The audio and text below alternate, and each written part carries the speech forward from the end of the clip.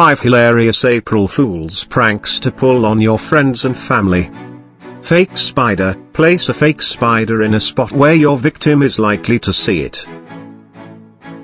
Fake lottery ticket. Give your victim a fake lottery ticket that says they've won a huge sum of money. Fake parking ticket. Print out a fake parking ticket and leave it on your victim's car. Fake spill. Glue a cup to a saucer and pour some milk or coffee on it. Place it in a visible area and watch your victim try to clean it up. Fake news. Create a fake news story and share it with your victim, making sure to act serious about it.